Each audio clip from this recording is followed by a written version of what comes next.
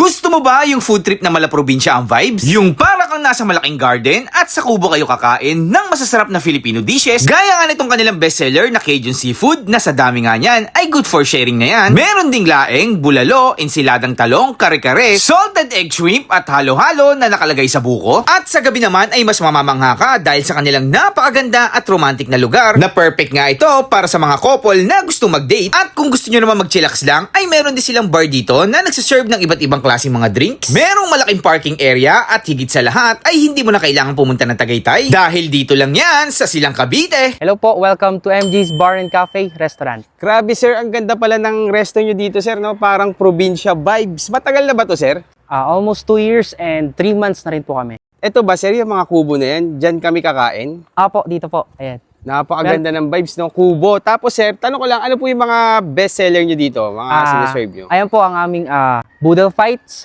crab a la reina, salted Seafoods. egg shrimp, seafoods, and Apo. mostly po na in-order sa amin ay ang aming mga a la carte po. Yan po yung aming kare-kare, kaldereta at aming authentic laing po. Tapos sir, meron din kayong ano sa bandang taas, Po, dun po naman yung aming bar. bar and restaurant. Apo. Tapos pag bumaba ka dito, ito guys, makikita mo, napakaganda. Tapos may malaking garden, may malaking parking, ayos na ayos dito. Sir, tanong ko lang papunta kasi akong Tagaytay no? Hindi na ako umabot, nakita ko to, ang ganda ng place nyo. Saan po ba located to? Located po kami sa Lalaan 2, Silang Cavite, along Emilio Aguinaldo Highway po, lang po kami. Ayan po, bali paglagpas lang po kami ng Wilcon Depot, Silang Cavite po. Sir, anong oras po kayo open dito? Bali nag-open po kami dito around 11 a.m. to 2 a.m. weekdays and 10:30 a.m. to 2 a.m. in the morning by weekends po. Okay, sir. Sir, anong pwedeng ipin pag kunyari i-waste natin para mas madali? Pin nyo lang po yung MG Zeram's Kitchenette po. Ayun. Bali, katabi lang po kami ng Gourmet Farms Cafe. Napakalaki ng place niyo, sir. Pwede rin ba dito yung kunyari may mga event? Pwede rin po. Po, yes po. Ayun, sir. So, dito. Ilang kubo yan, sir, yung ano nyo? Bali dito naman po sir ang aming 10 packs above po na aming kubo. And, Iba't iba yung size ng kubo nyo. po. Okay. And then dito naman po yung 4 couple and 4 packs. 4 packs, 4 family lang, no? Po. Eto, sir, ano tong malaki na to? And dito naman po yung aming for family and big groups po. Dito po namin pinapwesto sila para nang sa ganon, kasya sila. Around 60 packs po ang kasya po dito. Ayun. Sige, sir. Thank you, sir. Sir, ano pangalan nyo, sir? Ako po si Jay, sa MJ, si Josh Allen po. Ayun. Thank you, sir. MJ, Salamat Apo. po. Tikman ko na po yung mga bestseller nyo, sir. Sige po. Thank you. So yung mga ka-food trip, ito napadayo na nga tayo dito sa Mala Probinsya Vibes at kubo-kubo na mga kainan dito guys sa MJ Zeram Bar and Resto. Dito lang yan guys sa Silang Cavite bago kayo umakyat ng Tagaytay. So titikman natin guys yung mga bestseller nila dito guys. Ang ganda ng vibes dito guys. Pag pumunta kayo, perfecto for family, couple, talagang pang family talaga yung dito, pang maramihan. Katulad na itong kubo namin, good for 10 to 15 packs yung kasya dito. Tapos yung mga pagkain nila dito guys, ayan, mga Filipino dishes. And then guys, ito yung kanilang bestseller, yung kanilang Cajun Seafood. Yan, good for boodle fight na yan. So una natin titikman guys, yung kanilang laing. Ayan, ito yung pinaka daw sa kanila. Balita ko lang may nakapagsabi sa akin na isang vlogger din na kaibigan natin. Kumain na dito. Ito daw talaga yung pinaka binabalik-balikan niya dito.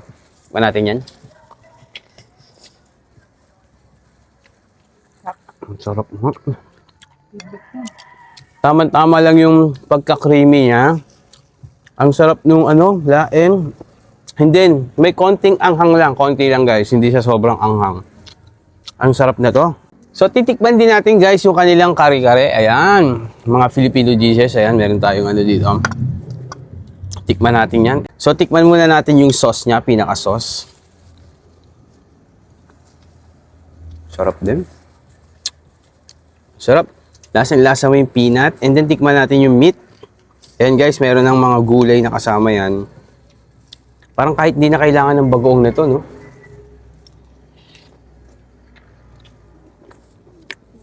Sarap. Tikman natin yung bagoong. Tapos meron pang puso ng saging ngayon. Tuwalya. Hindi. Beef din pala. Ang sarap guys. So next naman titikman natin guys itong kanilang salted egg shrimp. Ayan, grabe. Parang ngayon ako makakatikim na to. Ayun, meron siya sa gilid. Ayan yata yung salted egg niya.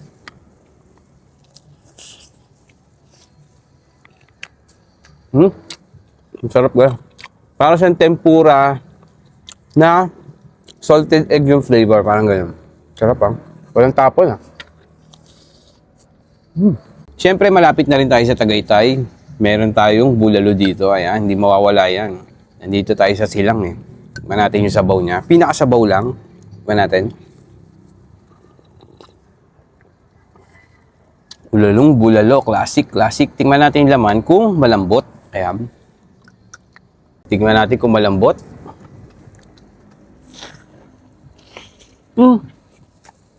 Grabe.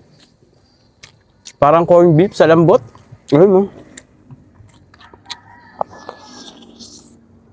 Sobrang lambot guys.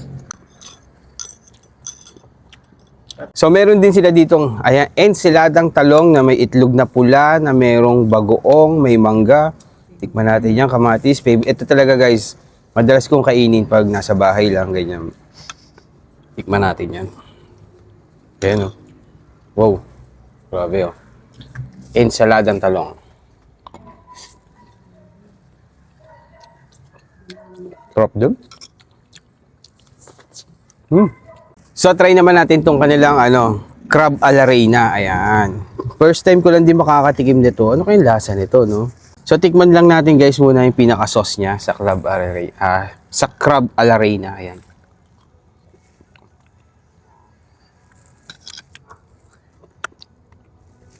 Manamis-namis siya. Parang parang Cajun din yung lasa niya. Ayan. Tapos yung pinakalaman niya, ayan Grabe, taba ng crab nila dito. Ayan yung crab guys, solid. Tingnan natin. Sarap. So guys, ito yung kanilang boodle fight. Yan, good for sharing na yan. And then merong free na cucumber juice. Ayan, tikman natin yan. Ano bang masarap dito? Sabi nila masarap daw talaga yung Cajun sauce dito. Ayan. Tapos tikman natin yung shrimp. Ayan, shrimp nila. Dami nito guys. Tingin ko parang good for 5 to 6 person na to yung ganito kadami. Pero kung mahina naman kayo guys, tingin ko kaya to kahit 10 kayo. Ayan Boodle fight. Ang sarap ng Cajun sauce. Meron pang pusit. Ayan. May gulay, may tahong. Okra. Tapos mais. Grabe. Sarap! So, punta naman tayo sa dessert, guys. Yung dessert nila, ayan, probinsya vibes din talaga. Ayan, yung kanilang halo-halo. Nakalagay sa buko, no? Tikman natin yung halo-halo nila. Ayan. Classic halo-halo. Ayan. Tapos, guys, may extra milk na nakalagay na to. Tsaka extra syrup yung kanilang sugar. So, ito yung halo-halo nila.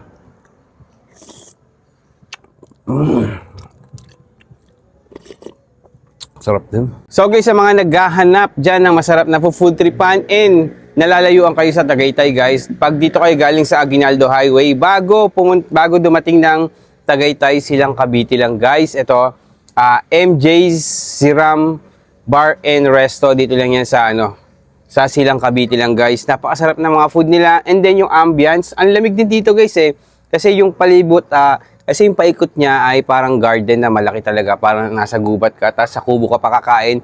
Panalo dito guys.